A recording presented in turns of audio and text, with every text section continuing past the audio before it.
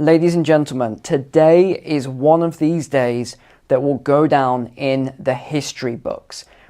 It is absolute carnage right now in the United Kingdom as the entire cabinet, the entire parliament, government is resigning. So you've got all of these experienced politicians who have just, this is just a few of the resignation letters that I've got here. The most senior politicians right now in the Conservative Party who are in power have resigned, citing it as a no confidence with the leadership, Boris Johnson, the Prime Minister.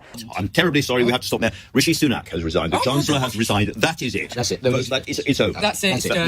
This is the end of Boris Johnson's government. Rishi Sunak has resigned. Sajid Javid has resigned. The news is that Boris Johnson's government is collapsing tonight very, very fast. He's had them defending his decision to promote a sexual predator. Every day, the lines he's forced them to take have been untrue. And now he wants them to go out and say that he simply forgot that his whip was a sexual predator. I mean, you cannot make this stuff up. We are just going from crisis to crisis to crisis. I'm going to cover a little bit of this and what's actually been said, what's happened, a little bit of the timeline. But then I'm going to tell you what I think is really going on here. I'm amazed that no one, I've been watching all these media channels, YouTube channels, to see if someone will realize what is really going on here. And I'm amazed no one has actually picked this up yet. So I'll talk about that a little later. But let's just look at some of these resignations and what's come in.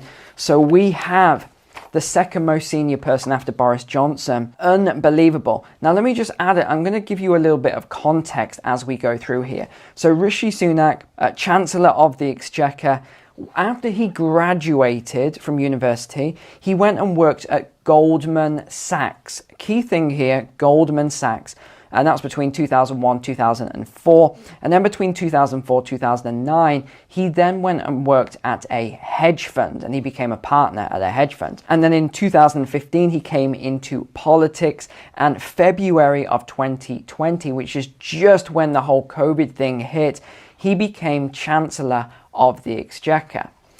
Right, so just bear that in mind a second. Now let me just read, I'm not going to read his whole letter because it's, there's a lot here, but let me just read a couple of points. He's saying, it's time for me to step down as Chancellor while the world is suffering the economic consequences of the pandemic. The war in Ukraine and other serious challenges is a decision that I've not taken lightly. However, the public rightly expect government to be conducted properly, competently and seriously. I recognise this may be my last ministerial job, but I believe these standards are worth fighting for, and that is why I'm resigning. I actually don't believe this. I think that Rishi Sunak is going to make a play as Prime Minister. That is what I think. I think he's resigning now, but I think he could come back. There aren't really any strong contenders to replace Boris Johnson. So I think this is somewhat of a play. In fact, before we go on to the letter, let me just show you what has actually happened here. So here we've got Boris Johnson, here's Rishi Sunak, and here's Sajid Javid. All right, so let's just look at this then. This is who has resigned just in the last 24 hours. So the Chancellor, Rishi Sunak, the most senior person after Boris Johnson, the Health Secretary, Sajid Javid. Now, by the way, let me just tell you one other thing. If we look at the crises that we have right now, what are they? It is money and the economy. They're the two big ones. Health, with the lockdowns and pandemic of the last 2.5 years. Energy, education, and environment. So just remember all of these crises that we have right now. And now let's look at the resignation. So we have Chancellor, economy and money. Health Secretary, health. Education, Solicitor General, legal, that is legal things, all the legal stuff going on right now. Education Minister, Treasury, Justice, Environment, Health and Social Care, Transport, so that's around energy. Transport again, business, energy and industrial strategy. Remember these things because I am going to come back to it. And if you want a more detailed list, you can come on here. Again, you can always read the URL just in the top bar here on all articles. Look at this. These are all the resignations that have happened. Now, what are they saying is the reason for this? I don't believe this reason. They are saying it is because of the claims made against this former Tory MP, Chris Pincher, who's been suspended after allegations that he groped two men. What does these gropes consist of? He touched the inner thigh of one of the men and touched another man on the thigh. So there are 6 claims of inappropriate behavior. And this has all happened at a rapid rate. These are all the resignations that have just happened. Look how many there are. Now let's get back to this letter then from Rishi. He said, our country is facing immense challenges. We both want a low tax, high growth economy and world-class public services. This is just not true. If they wanted low taxes, they would have lowered the taxes. They haven't done this. When was the last time your taxes were lowered? Yes, they want a high growth economy, but the problem is these people who are the experts, they don't understand the economics, or if they do, then they're deliberately manipulating it to make, and it's a theft. Inflation is a theft of people's savings and future purchasing power. And if they want world-class public services, why are they not delivering world-class public services? They're creating all this new currency and sending it around the world, and they're investing into military and weapons. Why are they not investing into these world-class public services? Because they don't want to. It's obvious. What else do you say? But this can only be responsibly delivered if we're prepared to work hard, make sacrifices, and take difficult decisions. Well, who's making these sacrifices? The politicians aren't making any sacrifices. They've got some nice pay rises, haven't they, with all this inflation going on? I firmly believe the public are ready to hear that truth. Our people know that if something is too good to be true, then it's not true. Again, I disagree. The public don't know. The average person now does not know what is going on. They just cannot see through it. Now, there's a statement in here that I don't quite understand, and it says, in preparation for our proposed joint speech on the economy next week, it has become clear to me that our approaches are fundamentally too different. Now, I wonder what is meant by that. I really do. So what did Boris Johnson respond with then? Here's his letter. This is his response. A couple of lines. These efforts, he's basically thanking Rishi, and he said, these efforts prime the economy for a rapid recovery once the immediate danger of the pandemic receded. So what they're talking about here is this furlough and all this other stimulus and currency creation that they did, which has now led to rapid inflation. You cannot beat the system. This has been tried over thousands of years, even back to Roman days, where they tried to alter the currency, take the gold and silver coins, mix it with copper and other metals. It doesn't work. You eventually end up with high inflation, and then eventually, if you push it too far, you have hyperinflation. So this is just simply not true. All the stuff that they did was not good for the economy long term. Short term, yes, it was good. It staved off a recession. People didn't lose their jobs. They didn't lose their homes. We probably would have had a depression. But long term, you cannot fight off the inevitable. And that is, if you create too much new currency, you have a problem.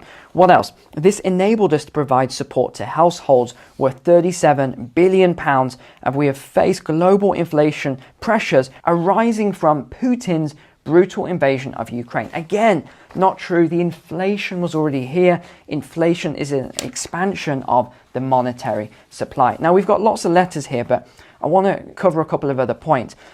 I personally think all of these resignations right now are strategic. Let me tell you why. We've had more than 15 resignations. And again, I've waited as long as possible to record this video. So this video is coming out a couple of hours beforehand. I'm going to record it, edit it like crazy, get it uploaded so you can see it. But as of right now, we've got over 15 resignations, senior people in the government. So they're all saying the same thing. The public wants us to deliver a better service. The Prime Minister has lost the trust of the people.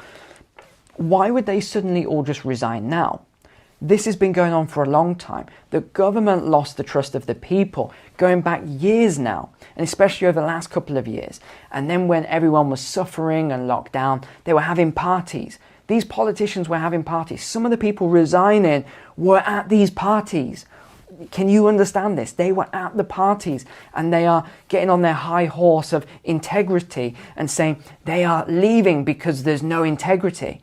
Talk about hypocrisy here. The fact is they've just lost 2 by-elections, which if you think, if you're from outside of the UK watching this, that's a little bit like, it's not the same thing, but similar to your midterm elections in the USA and similar. Right, we've got all of this stuff crashing down, and now all of a sudden all of these politicians are jumping ship. It's obvious what's happening. The ship is about to sink. And now remember, back in November time, I think it was 2021, I made that forecast that I said as of the 1st of January, the UK will be into a recession. You're not going to know until the 1st of July because you need 2 quarters of negative GDP growth. And I said it will probably be announced somewhere around the 5th or the 6th of July. What is the date today? It is the 6th of July. What happened yesterday? All of these mass resignations. Now why? Let me go to the shared screen and show you this. This is the real reason I think they're all jumping ship. Look at this. UK economic outlook has deteriorated, the Bank of England warns. And then they go into details of it, but the key thing is this.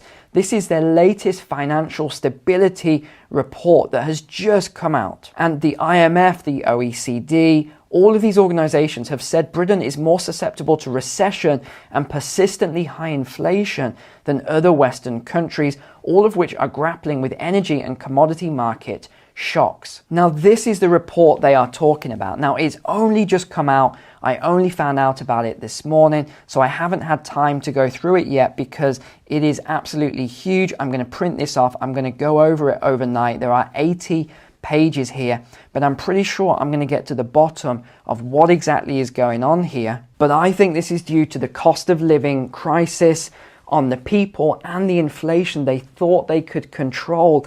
And now they've realized they can't control it. They created too much new currency. They've expanded this monetary supply too big. And now the inflation has run rampant because of the energy input costs, because of the sanctions, because of everything else. Energy has become more expensive. They did not account for some of these things that have happened. And now it has thrown the country into a crisis. Now, just before we wrap up here, I do want to look at a couple of lines from Sajid Javid, his resignation letter. And remember, he was the Chancellor of the Exchequer, so the most senior person in terms of the economy, money, finance for the UK between 2019-2020. He then went to work at, guess where? JP Morgan between 2020 and 2021. And then he came back as Health Secretary between June 2021 and July, because he's just resigned yesterday, of 2022. Now, don't you think it's strange that all of these politicians resigned within 10 minutes of one another? And they're all saying they made this decision independently. Yeah, I don't buy it. I mean, if I was to run this through my calculations and pull up the statistics on this, I'm pretty sure it'd be somewhere like 1,000,000 to 1 that all of these politicians made this decision independently, all at the same time, and resign within 10 minutes of each other. I just don't buy it. Now, the statement that he made in terms of his resignation makes no sense to me. Now, if you understand this, please drop your comments below. Maybe I'm missing something, I don't know, because I can't see the connection between these two statements within the same paragraph. Let me read this out. Given the unprecedented scale of the challenges in health and social care, it has been my instinct to continue focusing on this important work. Okay, so he's not going to go back to a bank then, in that case. Let's find out. Same with some of the others. Let's see if they do. Okay, so we've got that statement about healthcare. So it is with enormous regret that I must tell you that I can no longer, in good conscience, continue serving in this government. I am instinctively a team player, but the British people also rightly expect integrity from their government. So what is he saying here? Is there a hidden subliminal kind of message within this? What is he saying about the health and social care and what is actually happening? I mean, I know what's happening behind the scenes, but the general public doesn't know what's happening. He then goes on to say, the vote of confidence last month showed that a large number of our colleagues agree. It was a moment for humility, grip, and new direction. I regret to say, however, that it is clear to me that this situation will not change under your leadership, and you have therefore lost my confidence too. Again, I don't buy it. If it's all about integrity, why not resign last month? Why have they all jumped ship in the last 2 days? I really do think that in the next, I can't tell you when, days to weeks, we're going to see some reports coming out about the UK economy, which shows that we are now in a recession. And as soon as you speak this into existence and talk about the recession, people start to act upon it. And this is when we're going to see some major negative issues with our economy, as if we haven't had enough issues as it is. This is going to be really bad, ladies and gentlemen. This is just the beginning, and I dread to think what is going to come next. But for today, the UK Parliament, the UK government is in absolute crisis. It is in a state of breakdown as we speak right now.